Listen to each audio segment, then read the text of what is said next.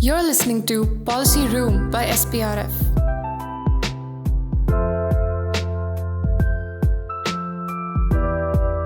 Hello and welcome to SPRF's podcast series. We have a very distinguished speaker today. On today's podcast, we have Dr. Satya K. Roy with us. Dr. Roy is an associate professor at the Institute for Studies in Industrial Development, New Delhi. He's also the author of a recently published book, Contours of Value Capture, India's Neoliberal Path to Industrial Development. Dr. Roy has worked extensively on research projects with the Government of India. He's worked with the Planning Commission. He's worked with the Department of Science and Technology. So, Dr. Roy, it's a pleasure to have you here with us today with SPRF to, take us through a topic that I feel is quite pertinent. And it's an institution which I feel symbolizes India to a large extent, keeping in mind our history. And it has come into the relevance a lot in light of the migrant crisis. We have seen the railways being spoken about a lot. So, the topic of discussion, to get a little more specific, is in July, the 1st of July this year, the government of railways came out with a notification saying we're going to invite private sector investments into the Indian railways, right?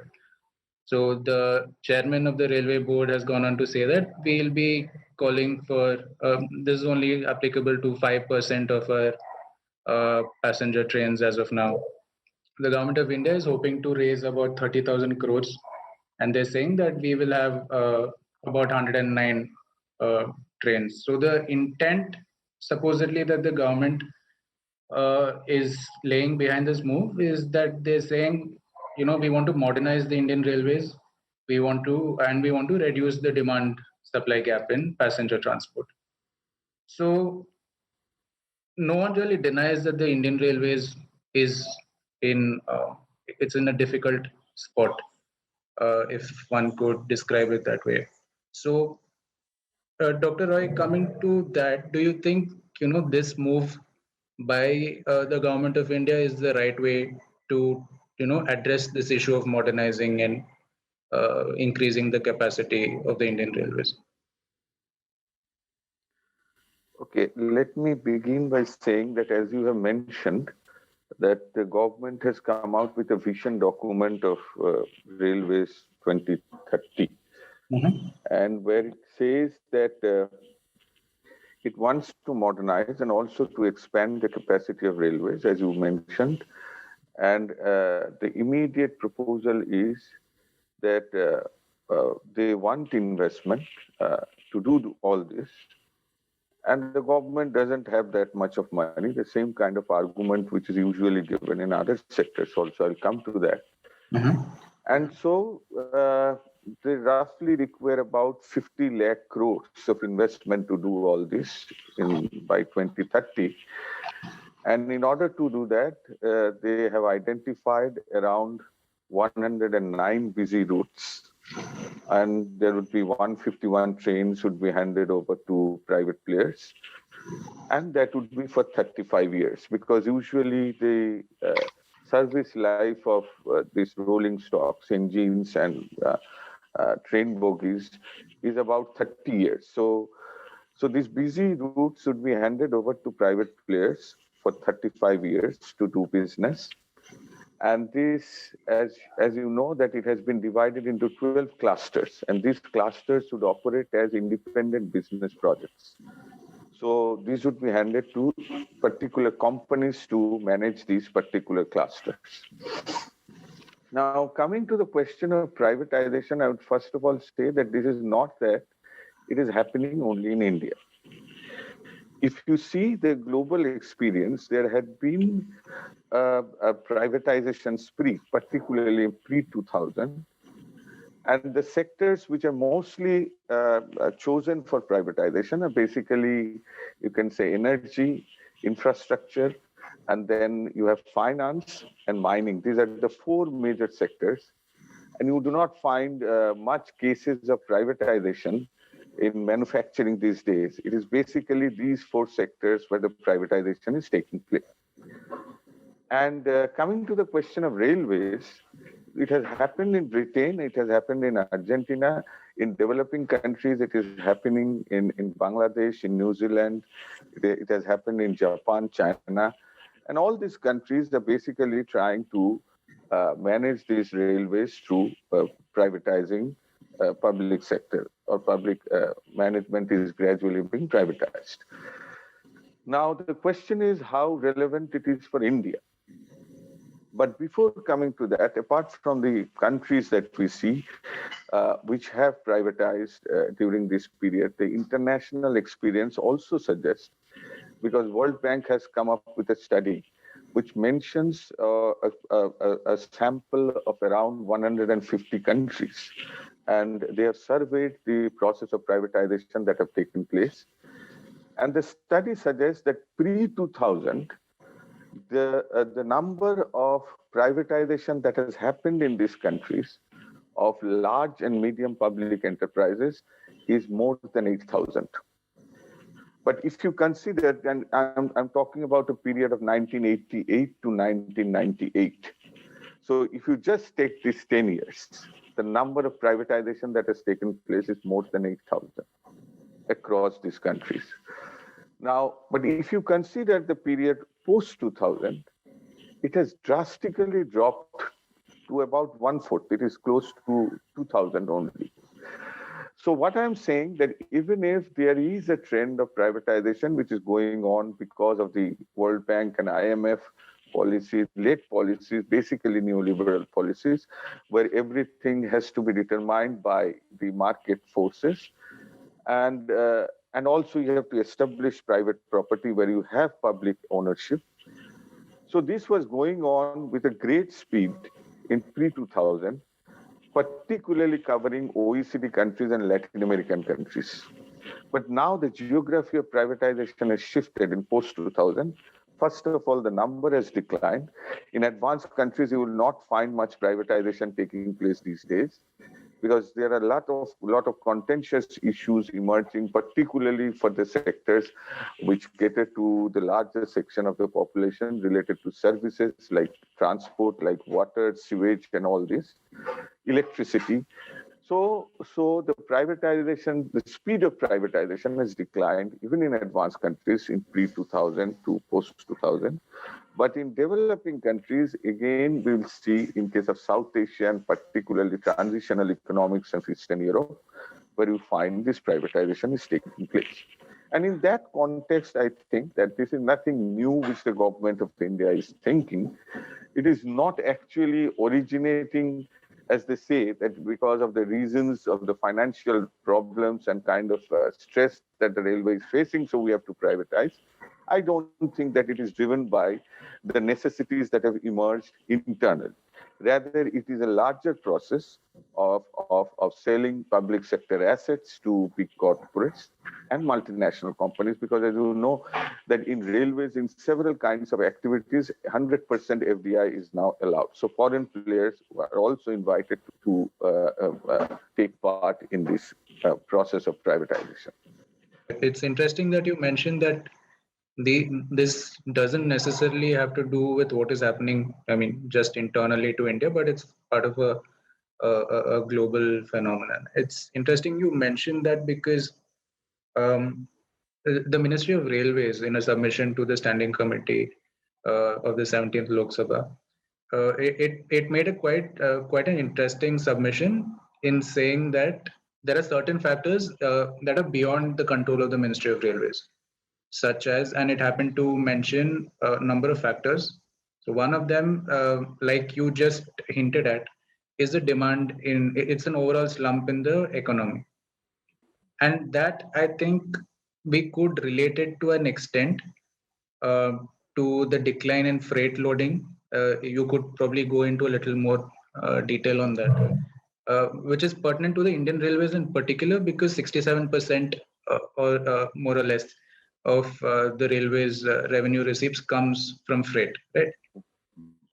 So in light of a sort of a pessimistic overall economic outlook, how do you view the Indian Railways sort of going forward?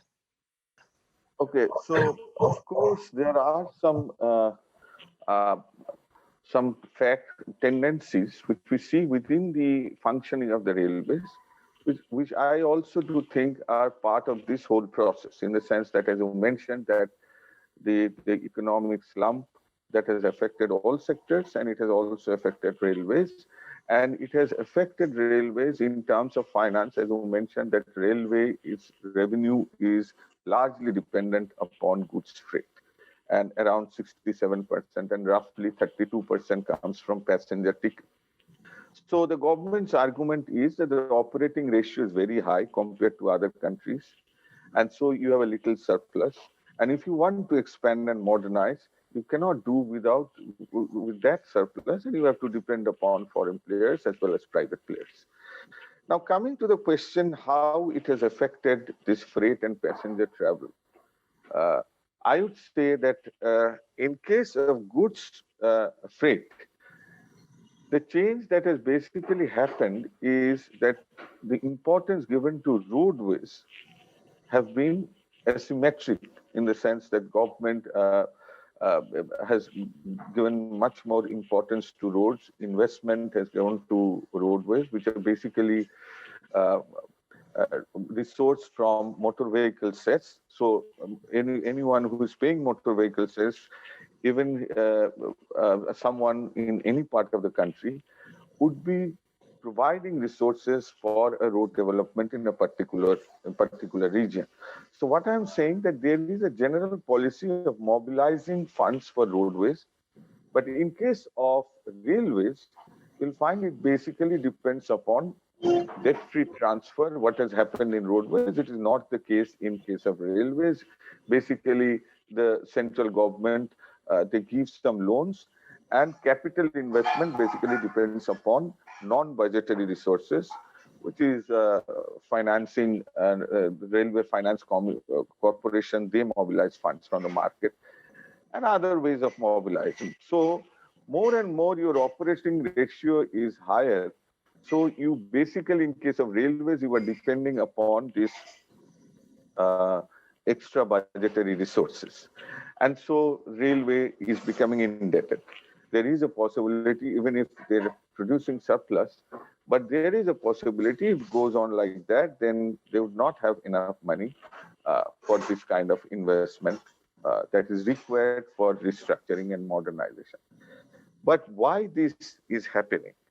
See, in case of goods, what is important that when you give more importance to roads, and road has developed during this period of time, for short distance, what has happened in case of passengers, that they have shifted to uh, road transport rather than rail transport. In case of goods transfer, if you see that the major freight, the composition of freight, if you see, it comes 43% of that comes from coal. Now, government has come out with a policy that now the thermal power stations would be located near the pit heads of coal mines. So it should be closer to mines. So there are less chance or less probability of coal being moved from one place to another. And at the same time, as you develop, you basically try to depend upon renewable energy, and you shift from coal to other kinds of energy. So if your freight basically depends upon movement of coal, which is in the tune of 43%, as the movement of coal declines, then your freight also declines. The other thing is, with the development of road, if you see FMCG and automobiles, hazardous chemicals, which are basically moved from one place to another, they have shifted from railways to roadways. So they are basically depending upon road transport because of the speed and because of the guarantee of what you can say maintaining the time schedule, which is possible in case of roadways, which may not be the case in case of goods carriage in Indian railways. So they are moving from railways to road transport. In case of passenger tickets, I would say the problem is that, as I said, that for short distance, people are moving out from rail and opting for road transport.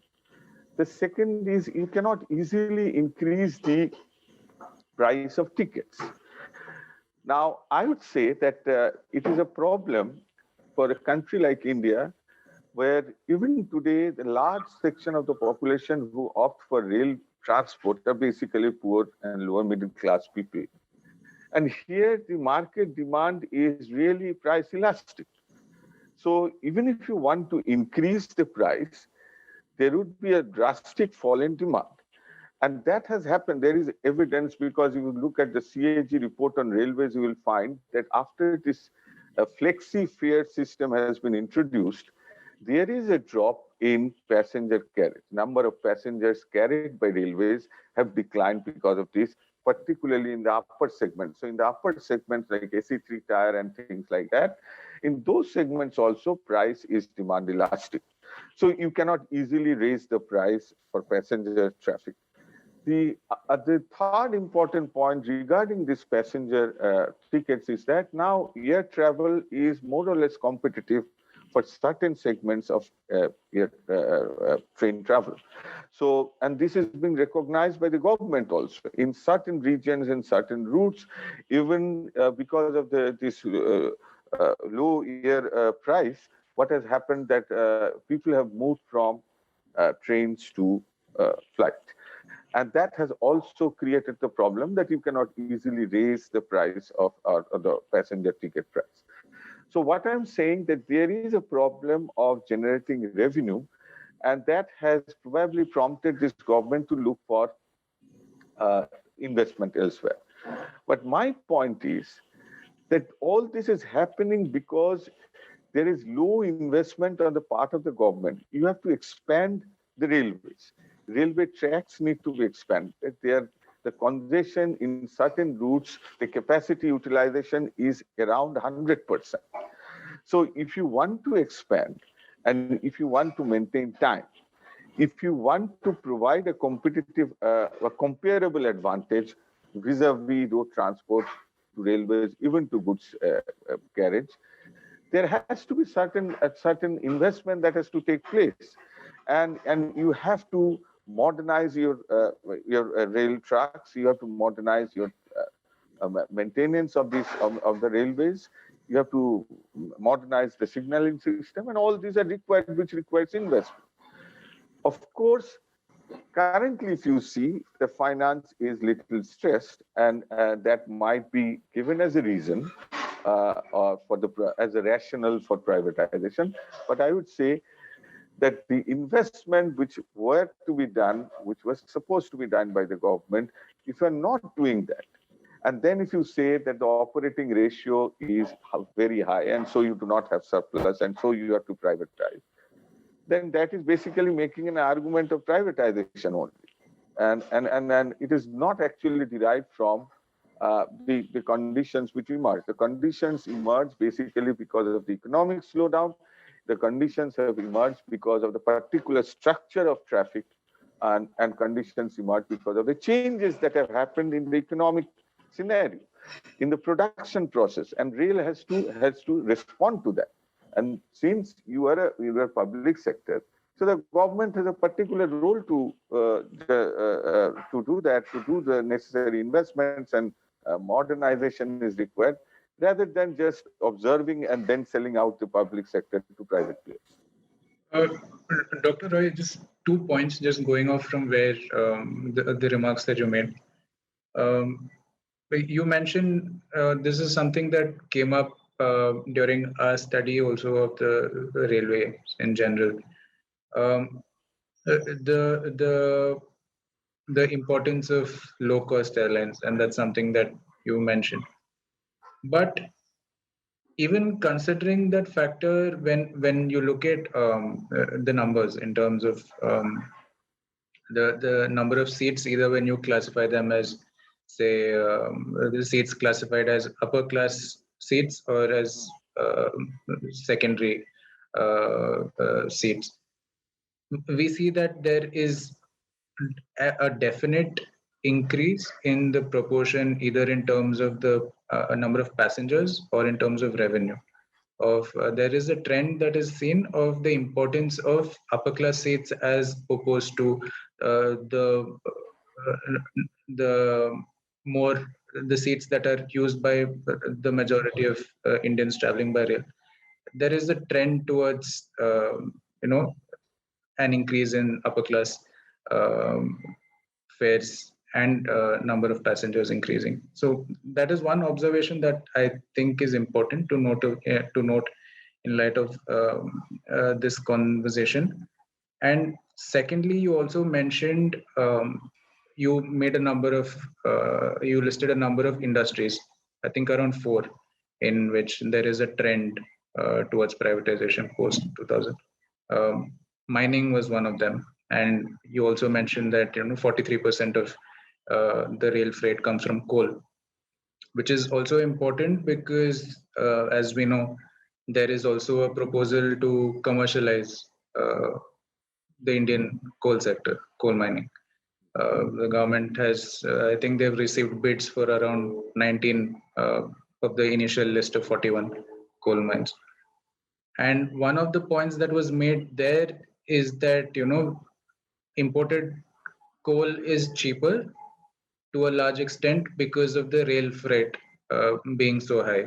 When you have a lot of your thermal power plants being situated along the coast and things like that, it's difficult to transport uh, uh, coal from states like Jharkhand, Chhattisgarh.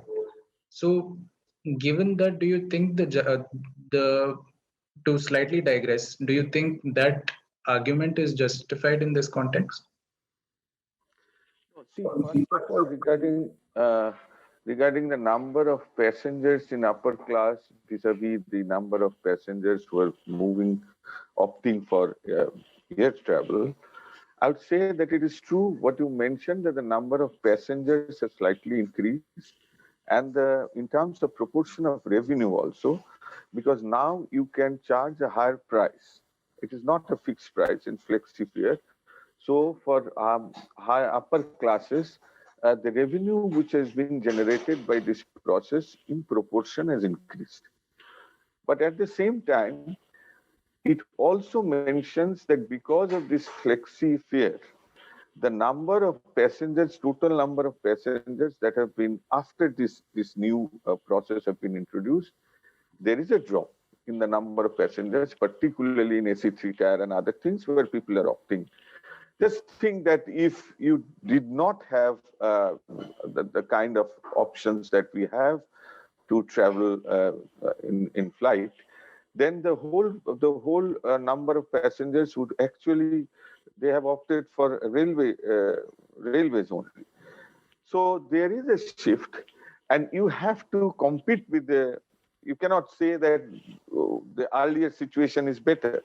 What I am suggesting that you have to respond to this new situation where air travel is competing with the railways. And accordingly, you have to provide services, you have to provide certain kind of amenities so that you can attract passengers. In terms of price also, you can attract passengers from air travel to railways, particularly in the upper segment. But still, what is important that if you take the total size of revenue that is being generated in passenger traffic, the larger portion still now comes, even if it is subsidized, in the sense that it is the ticket price is less than the cost. But the total amount of money which is being generated, the larger portion still comes from the second class and third class passengers. And there the demand is really price elastic. And it is not only functioning of the market. The point is that many people would not have any option if you basically privatize the railway and allow the price to increase. So a larger section of the population would not get the advantage of traveling from one place to another if the price of tickets increase, at least if it increases in a substantial amount. So that would create a problem. The other point regarding this coal and the kind of commercialization that the government is thinking. Now, one is that there are several commodities where you can say that the import price is less than the cost of production in India. And that is the point of liberalization, where you are basically saying that, okay, if you can get the product at a lower price in the global market, why should you produce this?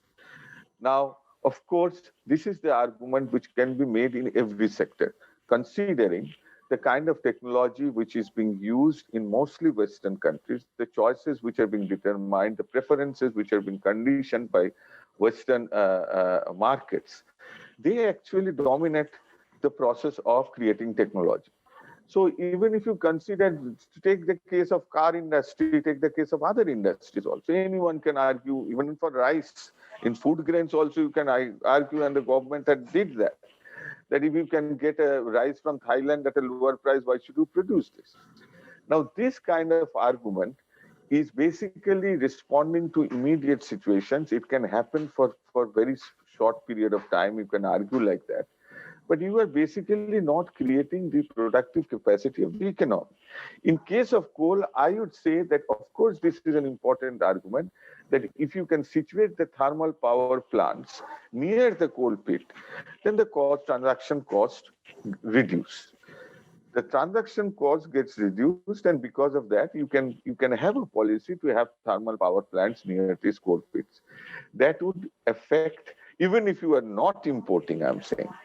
So what I'm saying, that the impact upon Indian railways is going to happen in any case, in the sense that if you are not having the thermal power plants where it were, and the coal was supposed to be carried from one state to another, if that is not the case, then the freight which is being earned earlier through carrying coals is in any case going to decline. So you have to think of other baskets of goods. Railway has to plan, not that it is that it is people want to move or carry only coal from one place to another. Many goods are being carried. Why they are not opting for railways? That the railway management has to think. That why FMCG is not opting for rail tracks or railways to carry their products. Why the automobile industry is not using that. You cannot depend upon coal only. So even if the need of carrying coal declines, which would inevitably decline, even if you are not importing, the issue of importing coals and commercialization of coal sector is another aspect. But what I'm saying, then even if you are not importing, then also the demand for carrying coal eventually is going to decline. And so you cannot depend your freight revenue only on carrying coals, a large part, which is around 43%. Just to sort of historicize this debate, I mean, it has come into practicality now in 2020. But, at least within Indian policy circles, the argument towards rationalizing train fares,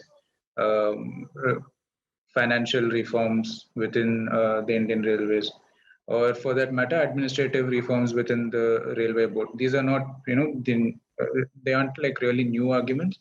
We have seen that even during the 80s, you had the Sarin Committee recommending a number of reforms along this direction. And this is something that has been viewed in common across dispensations. It's not that, you have this dispensation in particular. Even when you had the Sampatoda Committee in 2012, when their report on modernizing railways came out, this is something that the committee recommended then also.